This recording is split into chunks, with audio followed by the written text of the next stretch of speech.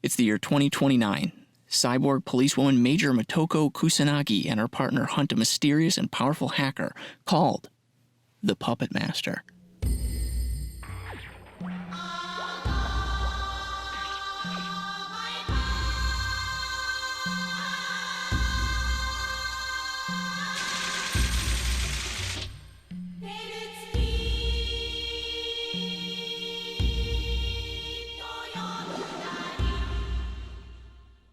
As you heard from the intro, we're talking about classic movie, Ghost in the Shell. What a classic. Definitely another one where it really makes your brain hurt. Yeah, we honestly, going from Akira to this, we're just to the big boys. Like, these are just the influential, just incredible, top-tier anime movies. We promise it'll get easier from here. Absolutely. And this is a base level talk. We're not psychologists. We're not psychiatrists. We're art students. I barely can do math anymore. So, with that said, we're just looking at it like normal people would. 1995, that's the version we watched. There is, of course, a new live-action movie, Scarlett Johansson, that I don't know a single soul who watched it. I'm not going to watch it. I'm not going to watch it. Exactly. If you're not going to watch it, I'm not going to watch it. So, didn't hear good things about it. You can go watch it. I don't care. You're a free person. Do whatever you want. But in this case, yeah, the original 1995, it's got a grit to it. It's another one that you can see the passion, the love in each frame of this movie. This one had a little bit more CGI, added to it, but a lot quicker of a runtime. We're talking 80-odd minutes, which we get to the end of it, credits start rolling. We're like, oh. Well, I think we paused kind of halfway through because we were like, oh, should we go to bed and finish tomorrow? And there was a half hour left. We're like, oh. Yeah. Felt like we would have so much more. But absolutely. So single sitting, as a movie should be, I think. But yes. So Ghost in the Shell, originally a manga by Masamune Shiro. Definitely differing, as we've uncovered with our research. There's a stark difference between the Motoko in the movie and the one in the manga. So why don't you tell us what makes it so different there? Oh, gosh. She's definitely not a stone cold like how she's portrayed in the movie. She's more bubbly, funny, energetic, and a little sexual. Oh, yeah. A lot sexual, actually. Danielle called me. She's like, can you believe this is in the manga? She shows me this little page spread. It's the frame of this scene I showed him was actually a colored. Everything else is black. Like, they do, like, segments in color, but in the manga, yeah. It didn't leave anything to the imagination. It was there. It was wild. It was absolutely wild. But first anime film to be released at the same time in in Japan, Britain, and the United States. A little bit of a simultaneous release, which hadn't really been done before. Yeah, and its intended goal was to bring anime to vast audiences at once, and unfortunately it didn't kind of meet their expectations, unfortunately. Yeah. And it was a sleeper hit when it eventually came out on movie. Which seems to just be an absolute trend. Mm-hmm. Akira, this. People realize how good it is a little bit too late. Granted, never too late, because now it's just cemented in history, and it's a classic. I mean, you look at it, and it hasn't really aged. I think it's still a beautiful and visual, captivating movie. And just for clarity's sake, you can watch this movie dubbed or subbed. Mm-hmm. We did watch it subbed. And very easy to find on... You should have watched it by now. We say this every time. You should have watched it by now.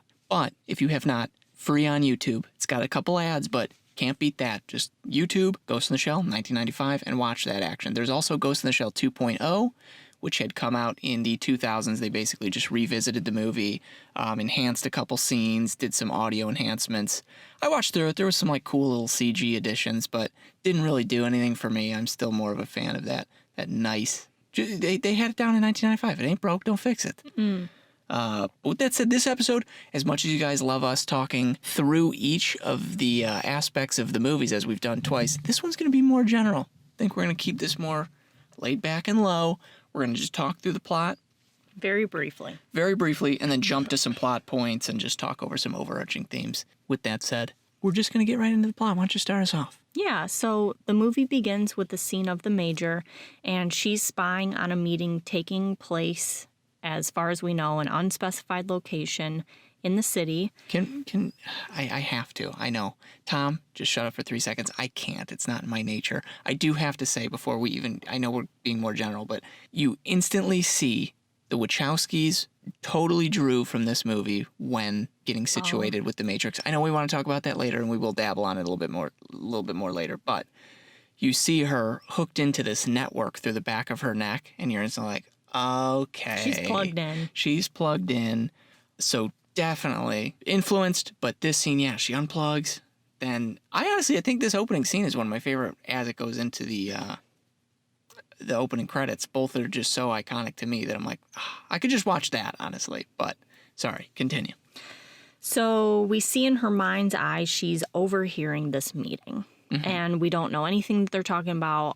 We're just jumping right into the scene. Absolutely. And she's seeing that the meeting is going to be interrupted by a Section 6. You'll find out there's different sections to the city.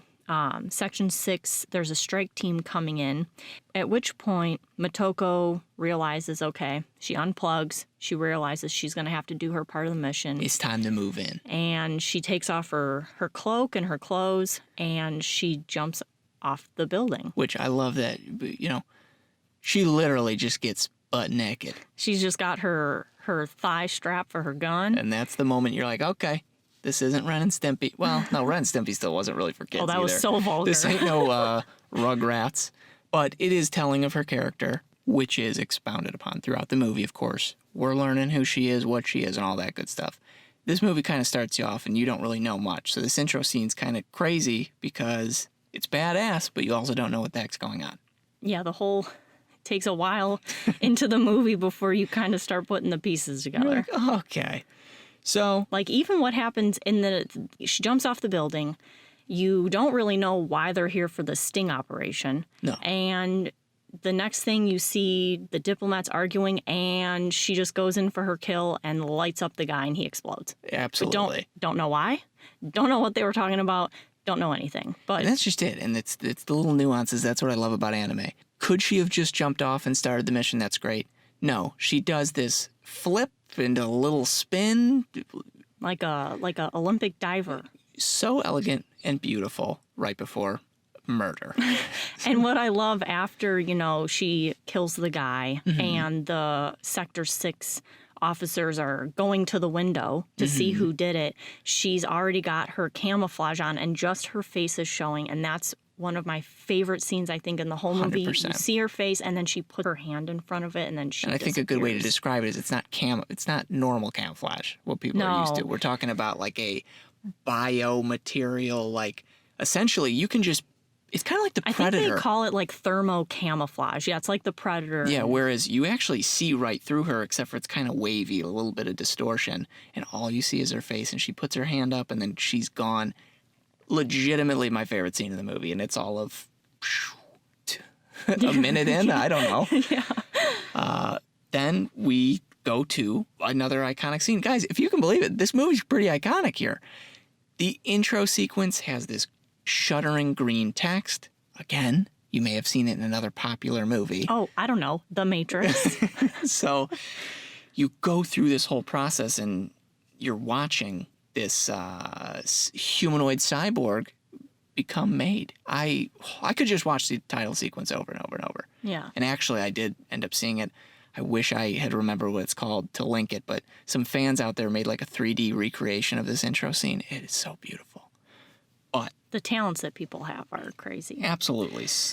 So we get the title sequence, and we're made to assume that it is the Major when she's being made. She is nearly 100% cyborg. Yes. Only her brain is original, and I'm pretty sure. Yeah, it's just her brain. Just her brain is the only thing that's left that is fully human of her, which it's not really crazy in the setting of this movie because cybernetics and all this stuff, it's just... Nearly everyone has something placed on them. You talk about Gretchen down at the bar. She's got her whole tattoo sleeve. Same deal. In this year, it's now, her fingers are screwdrivers. I don't know. Some weird stuff. But she is basically cyborg with that little touch of human. Yeah. And so we get the intro or that beautiful sequence of her being made. And then we see her opening her eyes, laying on a bed, looking at her hand. And she doesn't say anything. She wakes up, opens up her blinds in her room, and you don't see anything. You don't see her room, the way she silhouette. lives.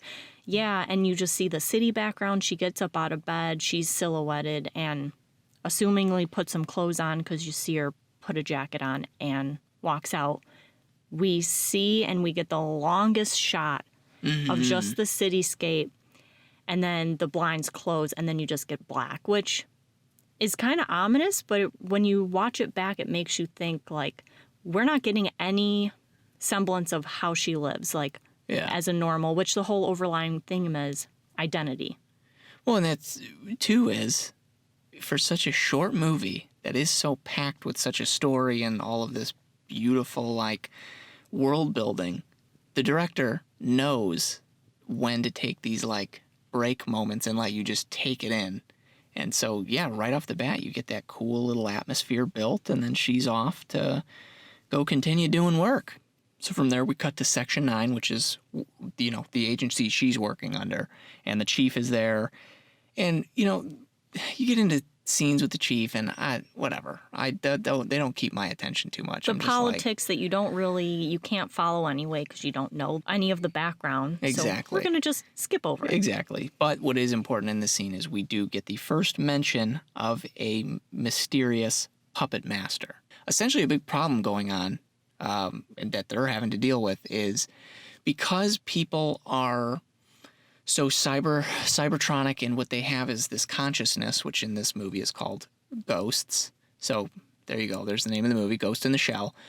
This consciousness has been, you know, that's the point of the movie. Is like, okay, so now that everyone's becoming so cybernetic, what does it mean to be human? And that's just like this big struggle within the movie, and especially with the Major. She is just having a hard time this whole movie. So the main plot point taken here is, wait a minute, people are actually able to be hacked and their memories changed, which... which we see this woman laying on a table and she's all plugged in, and this is where they introduce to us that this woman, who is the helper to an ambassador, was hacked to assassinate that person. So people are being mind melted and given different thoughts, and as we'll see in the next scene, memories completely erased and changed. Which is honestly terrifying, because you think of cyberpunk and you're like, yeah, it sounds so cool, look at all this, but then you forget, wait a second, my computer could get a virus. What if my body could? It's terrible. It's terrible. So one of the missions now is they've been getting these weird things going on, right? Yeah, I think they've picked up that these phone booths are getting this sort of signal. So the Major and her team, they roll out and are trying to catch up to who's planting these viruses in these phone booths.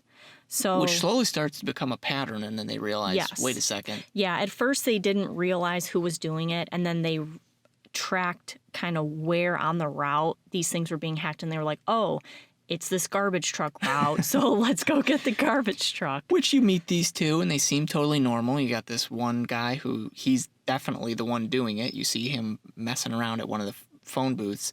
He's trying to show a picture to his coworker, and he's like, "Here, look at my kids. That's why I do it." And he's talking about ghost hacking his ex-wife because she's keeping their daughter away from him. And he's like, "Oh, I met this guy, and he told me I can ghost hack her to get her to do what I want." And it's so he knows what he's doing is illegal, but his thing is, it's for my family, it's for my kid. So, you know, he's got that good motive, but you're like, dude, still, come on, it's messed up, dude.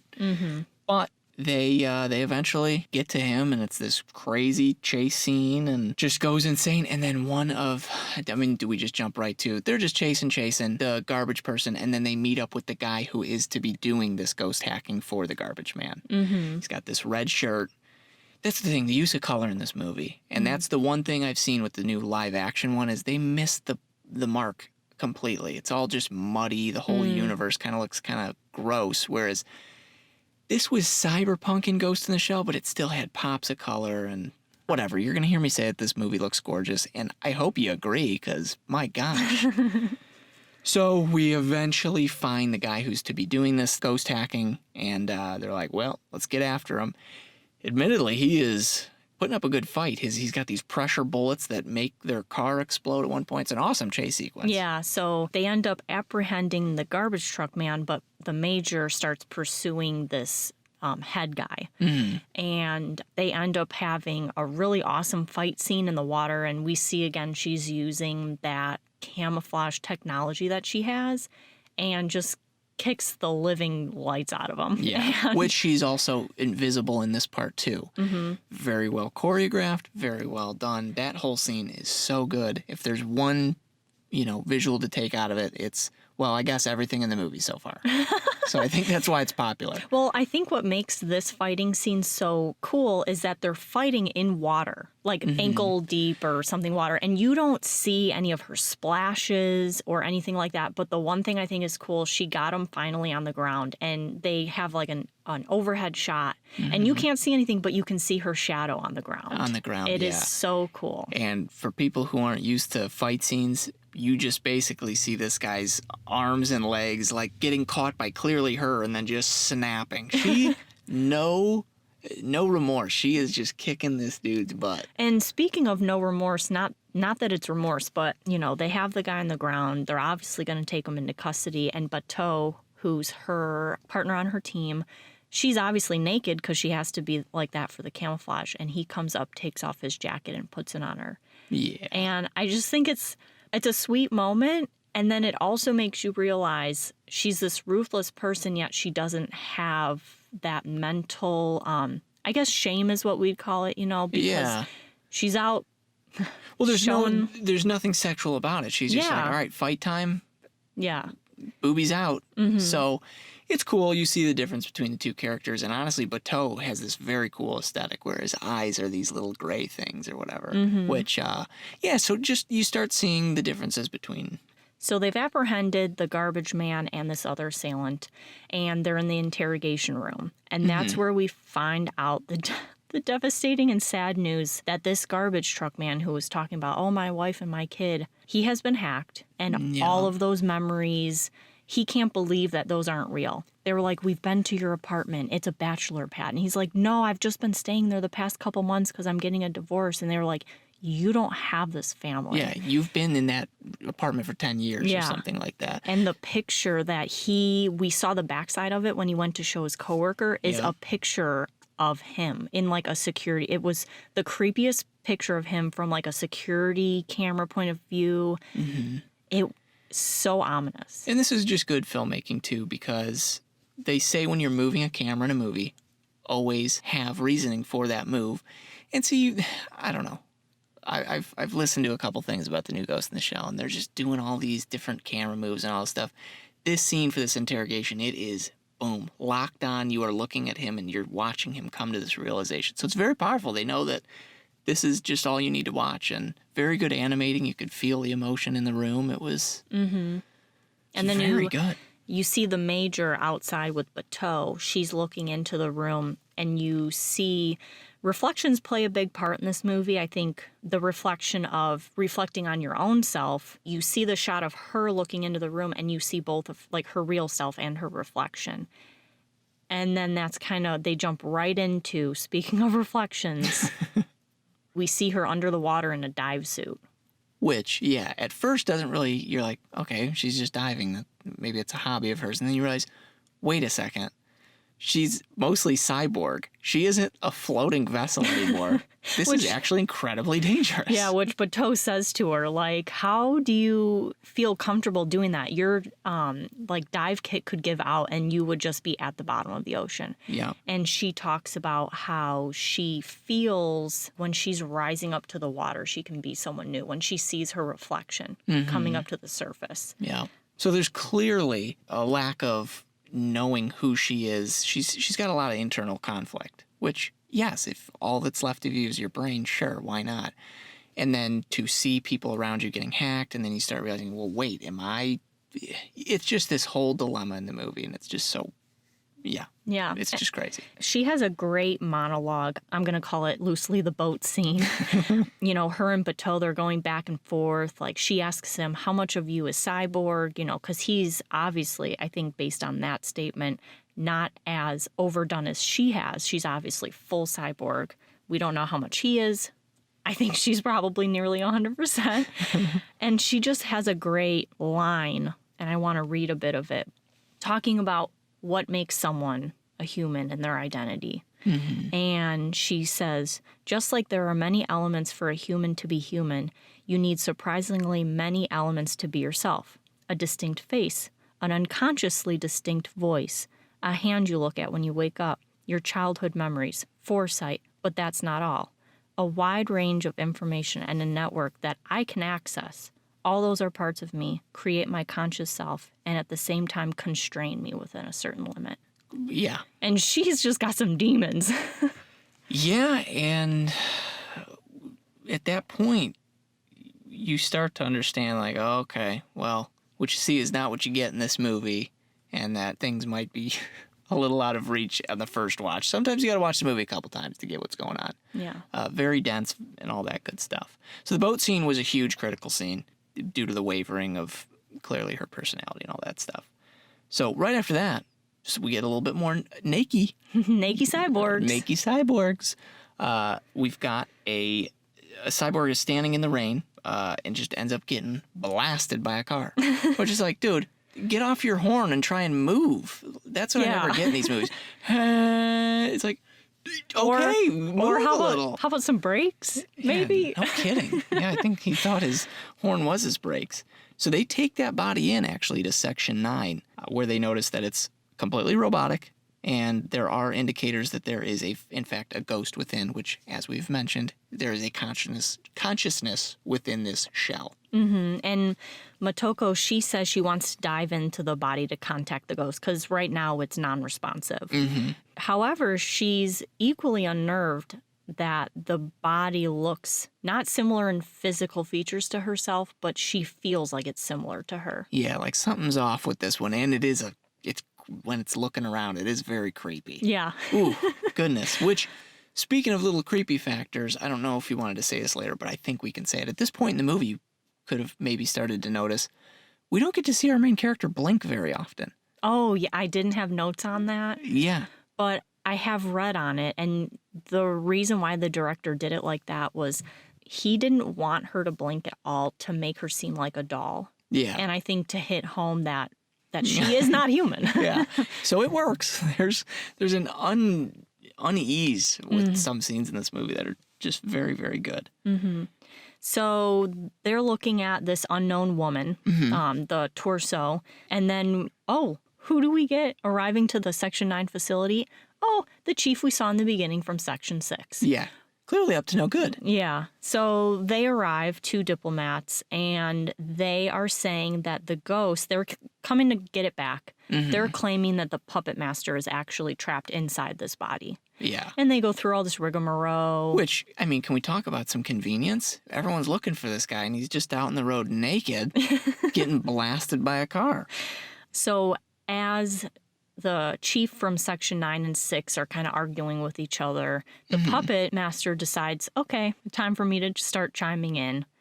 And he starts to claim asylum from Section 9. And Section 6 is saying, no, you're basically a machine. You don't get the right of asylum. And he's arguing, the puppet master, that the semblance of humans having DNA is basically the same makeup that he has with all of this technological, because he was scouring the networks, getting all this information, and now he has the same amount of data as a human would have. Basically with DNA. just saying DNA is just memory. Whereas the puppet master here, who is just a consciousness that arose from this mass network that everyone's able to access, like she's accessing in the first scene of the movie and all that stuff. Yeah. So then you're starting to draw this line. Well, why is it different? What is this? And it's this whole inner turmoil of, oh, wait, yeah, what do we do here? So things are definitely weirdly tense in the scene, too, because we also have Togusa, which is like the most human member of the Section 9 team, and he's seeing that something's fishy, like the cars that these Section 6 people rode in on, their weights are a little not how they should be. Yeah, and then he's looking at the security cameras, and he's like, okay, the security camera shows that there's the 2 Section 6 people walking in, but the plate sensors is registering more weight, and the door stays open a little longer. And I think a great foreshadowing thing when they're about to do the garbage man sting, she's saying how he's the most human on their team. And that's a good element because if we were all the same, meaning all cyborg people, we'd be predictable. And so him looking at the situation, going through everything, he's putting it together because he's so unique and different on the team. He's able to, he's able to identify. He tells the major, hey, there's someone else in this building, and they were using that invisibility. Which just continues to add to Section 6. Clearly, we don't like They're him. trying to hide something. Yeah. And what's cool little quirk about him, too, is he only uses a revolver. Yeah. Which everyone's like, what are you doing? We've got these guns that work perfectly great. And then I think it's even said in one of the earlier scenes, like, okay, it's great that you like that gun, but my safety is on the line here, so you need to use something a little bit better. Yeah. Which is pretty good. But luckily, Togusa, being the perceptive man he is, something does in fact go down. Section 6 has all these agents that end up causing a commotion, and they grab the torso of the puppet master and get him into a car and are fleeing. Togusa, luckily being the absolute sharpshooter he is, manages to place a tracker right into the license plate of the car. Yeah. And then Bateau eventually gets in a car and starts chasing them. Absolutely. Now, at some point, the getaway car carrying the puppet master, they meet up with another car, and now they have a decision to make who's going to chase which car. So Bateau ends up splitting off and taking the new car, and the major ends up following the original car. Yes, which in classic movie fashion, if you can believe it, our main character picked the correct car. So once Bateau sees that the new car is just a decoy, he rushes off to go meet up with our girl, the major. And Motoko, she ends up following the car to an abandoned building. Yeah. And which I watched that scene because they do a really pretty, they do like a far off kind of view of it, and then they have a closer and you see these like fish, like a fish sculpture and some other stuff. And I'm like, listen, this wasn't just drawn to be drawn off of a whim. There were some reasonings behind it, and I want to talk about it after when we do some deep dives, but just keep that in mind as we talk about what's going to happen next. But Absolutely. So she ends up entering the building, and there's an armored tank. So Well, we don't see the armored tank. True. Do we?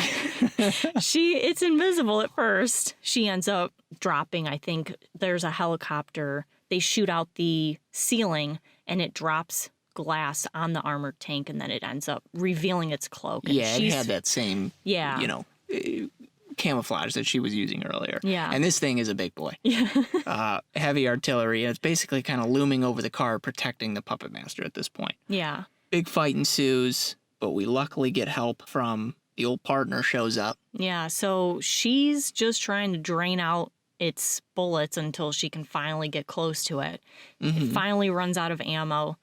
She puts on her invisibility and Goes crazy. Ape shit, and tries to peel open the hatch of the tank, and she fails. Yeah. Which we haven't seen her fail yet. And her arms and like her quads are ripping, and she ends up falling on the ground. Yeah, and she's trying to get into this hatch, and you see, and again, these animators, I can't talk about them enough. She's trying to pull it back, and as Danielle said, like, her muscles are popping. Her back. Arms start to actually tear. Yeah. It's pretty nasty. Yeah. But super cool. Yeah. And she falls to the ground, and the tank ends up picking up her head and is about to crush it. And that's when our boy, Bateau, Yeah, that's when the partner shows up. I was a little too hasty, a little crazy. So the partner shows up, as you're saying. Yeah, and he ends up taking out the tank just in time because it was mid-crushing her head. And as we know, that's the only part of her brain that is original and has to be kept intact. Everything else can be replaced, but the head is the main source. And forgive me, this has nothing to do with her brain. Forgive me, the weapon he was using, it was some prototype or something, right? That thing was sick. I can't remember. It was a big gun. Yeah, and only our boy can be handling it. So, tank defeated, other people, it's basically now just our two Section 9 agents and the puppet master. Yeah, so she reiterates the fact to Bateau, I'm going to dive in. So he's hooking him up. And then we get a little swip swap. The Major goes into the torso that the Puppet Master was in, and then the Puppet Master is now taking over the mouth box and the voice of the Major. Yeah. He starts to explain that he is Project 2501, which we heard talk about in the beginning, and never really knew what it was, but he's been collecting data and doing this hacking and stuff, and as he was doing that, he gained self-awareness and intellectual. There you go. So he's now a new entity. Yeah, he's kind of this being. I wouldn't say it's beyond humans, but yeah, he's just this new type of being. And he proposes to the Major that he wants to merge with her so he can experience what it actually means to be human, which is to die. Yes, reproduce. Like he talks about reproducing and dying, but yeah, the main reason is I want to merge with you. That way, technically then, but the main thing is to die, which is so odd. Mm-hmm. Smart being comes into awareness and is like, and I want to die. Yeah, and I think also just that individuality, because she says, well, why don't you just make a copy? And he's like, a copy is only ever a copy. It's not going to evolve and be anything different than that. Yeah. Yeah, I want to be something different. So this is almost the reproduction by creating a new being with her, which, a little bit of a joke here, but clearly in the consciousness coming, the information he was pulling from to become conscious was, I think, too much millennial memes about wanting to die. Oh, that was lame, but I'm old, so it doesn't really matter. I can make stupid jokes, I guess. Well, and a funny thing that he says was, while I was scouring the internet, I knew you before you knew me. Yeah. Which is, and then we get a cool part. I don't think I have it written down as the quote, but, he says at one point, she says, why did you choose me? And he says that we're mirror images of each other. Mm-hmm. So that feeling that she got before when she was like, I'm getting some heebie-jeebies from this torso. And it was all set up with a purpose. He went there to find her. Absolutely. I also do remember, I think he says something along the lines of, if you enjoy podcasts, make sure to follow the I Married a Weeb podcast. A little plug within the podcast. Not too bad, everyone. So, the merger happens. Yeah. But we didn't really see it. Until we saw it. So, the Section 6, they got some helicopters up above, and their task is to take out both the Major and the Puppet Master. So right before they are locked on to destroy their heads, Bateau puts his arm out over the Major's head and saves. In the nick of time, it cuts her off right at the neck, and her head goes flying. Yup. And sacrifices his arm to save her, which was the ultimate partner. Yeah. So we then cut to a very creepy, weird little scene of Motoko is waking up, and then there's actually this really cool use of the camera as it starts pushing in on this mirror. I've seen it done in a different movie, but yeah, you push into this mirror and then suddenly it is the opposite angle. You saw it, you know what it means. And she just explains that she's no longer the Major or the Puppet Master. She doesn't really say who she is. Yeah. It's someone else. Mm-hmm. She ends up leaving, and a great line to finish off the movie is, the net is vast and infinite. Sky's the limit. Yeah. So, yeah, Ghost in the Shell. Concise, great. As we said, a lot to pack in 82 minutes. Just so well done. It goes pretty quick. Now, one scene that I really want to talk about is, well, two scenes kind of wrapped up. I'll make it brief, but just hitting home the fact of identifying your identity and being confident in that. We already talked about it in the boat scene. Yeah, we had the boat scene. And there's another scene. They've met the Puppet Master already, and Bateau and the Major are in an elevator. And she asks Bateau if the body looks like her. Yeah. Can we call this the elevator scene? Yeah. Okay, cool. But very concise. So the Major says, everyone who's entirely made of cybernetic parts like me wonder if I died a long time ago and the current me is just a pseudo person made of a cyber brain and cyber parts. Or maybe I didn't even exist in the first place. What? I couldn't even, yeah. it's this huge hit got where, some- you realize, wow, none of these people can actually trust, and no one, there's such an uncertainty of, did I ever resist, all this stuff. I'm glad I'm not a robot at that point. I already have enough trouble in my own head. And Bateau being, the good support that he is, he basically calls her a moron. He said, you do have brains inside that titanium skull. And he's like, people treat you as a human. Mm-hmm. You're no different than anyone else. And she ends up saying in the end, if the cyber brain itself creates a ghost and puts in its soul, on what ground should we believe in ourselves?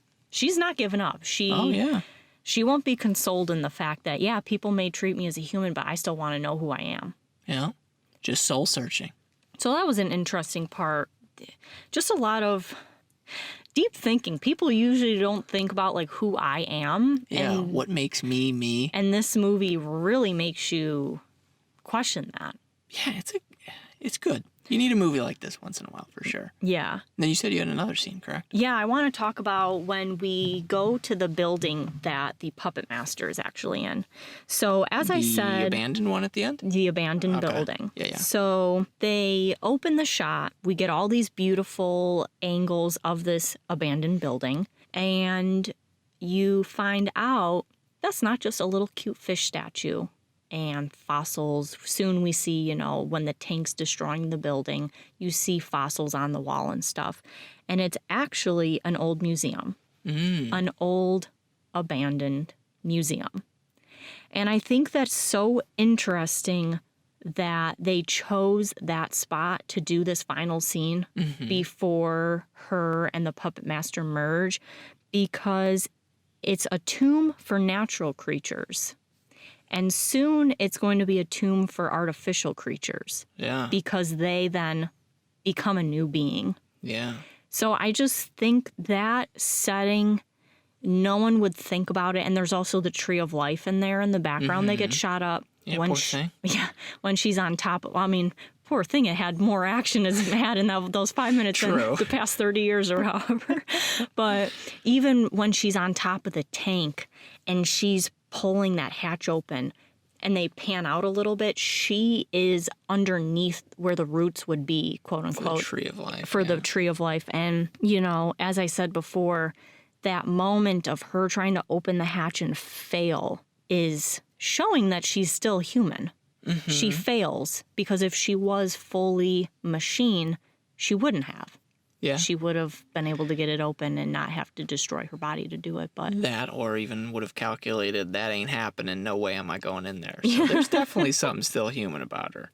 Yeah. So just thought that was really interesting about something that you really wouldn't have noticed unless, like I did, watched it 4 times. Yeah. And you're really looking at everything. You've had your 2 scenes. I'll talk about one that happens. And it kind of seems a little random in the movie. At some point near in the middle, there's this little reprieve where the director then just takes you out of the story, and then it's actually just a little tour around this city that this is all occurring in, and you've got shots of the river, shots of all these buildings, and I mean, you will have seen it already, but it's such a cool little break because, one, even though you're like, oh, why am I, what's going on with the story, you don't actually know it, but you're actually getting more story by being able to take in exactly the world where this is all happening. So, rivers are all, messy and all that stuff. It's all of this older architecture with new stuff built into it, advertising everywhere, classic cyberpunk stuff.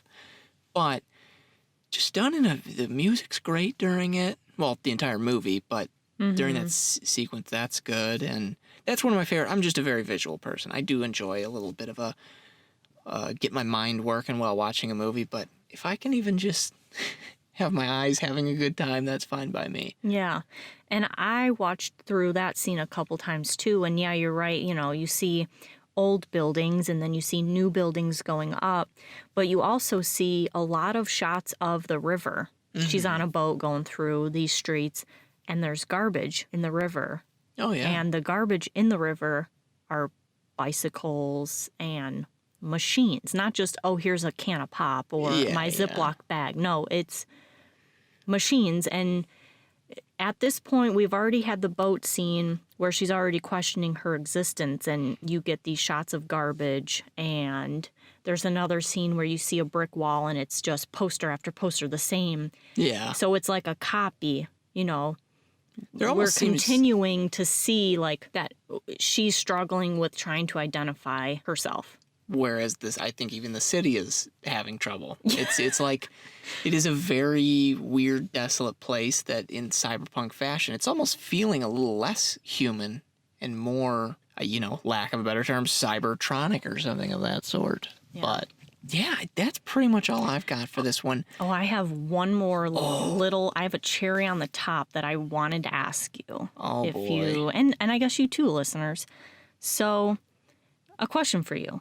What is your interpretation of the ending scene? Do you see any underlining meanings or anything in that exchange, as brief as it is? The exchange of what? When she is waking up in her new body and before she leaves and she's at Bato's hideout. Is there anything in that? Because I watched that a couple times and I have some thoughts. Oh, I know. My mind is as desolate as the city in this movie. Okay, so I just want to start out with the first shot. So Yeah. you get that punch in. Where she just looks like a little doll sitting on the chair. Yeah. Oh, I so- noticed that. I was scared of it. Yeah. That brought back some PTSD. But you get the mirror shot. Yeah. And you're focusing on what the Major has become, which is a new identity. She's a child. She even makes a comment on this, like, what is this? And he's like, well, this is the only body I could get you on the black market. And I think even that, you might even look over it. It's funny. She's a little kid now. As she says later, she's a new person. Yeah. And what better way to describe that than visually put her in a child's body? That's true. Yeah, I guess I didn't really make that connection. Yeah, so thought that was interesting. Just a little something like nagging like on the back of my mind when I was Absolutely. watching I it. think there's a lot of visual information that I think went over my head, but no, that totally makes sense. Well, another thing that's going to go over your head is about this scene. So she's getting up to leave. Mm-hmm. You see her back is to us, and you see the mirror at the end of the hallway that obviously was used in the beginning scene. Yeah. And the chair is empty. And it's an angle where I feel like if it was a true angle in real life, you wouldn't see the chair, or you would also see her in the reflection. Sure. So what I get from that is she's purposefully not in that reflection because it looks awkward when you're looking at it. And I think she's not represented in that because just like with her new body and what she says in the end, how she is neither the Major nor the puppet master, she doesn't exist yet. Mm-hmm. She's going to now at this moment is her time to make her new identity with this new identity literally and figuratively in her life as she begins anew. Yeah. She don't look in mirrors. She doesn't want to see her past. She doesn't want to see that creepy baby. I don't look behind me. But no, I think that pretty much does it for Ghost in the Shell, yeah? Yeah. So as you can see, these are slowly getting shorter, a little bit more concise. Hopefully this one was our best Watch With Us Wednesday yet, and we hope you guys liked the movie because we sure as heck did. I'm very happy to own it. And I remember just being back in the day. I hadn't seen it yet, and probably for good reasoning with all the straight up just nudity within 2 seconds of the movie starting. But I remember walking through Blockbuster, and I'd always see the case for Ghost in a Shell, and I always wanted to see it. And so I got that nice memory of 1, the dead Blockbuster, and then 2, I've had interest in this movie for a while. I just didn't know why. Yeah. But that's that. If there's any ideas you guys may have, just check out our Instagram post that we posted about. We will do a post every episode. So if you have comments on this episode or any other episode, just go to the respective image on our Instagram and comment. Call us duty brains if you want. Well, don't do that. That's rude. And with that said, I don't want to be rude, but I'm done here, and I'm hoping you're done here. Danielle, say goodbye. Well, what if I have one more? No, I'm just kidding. Bye, guys.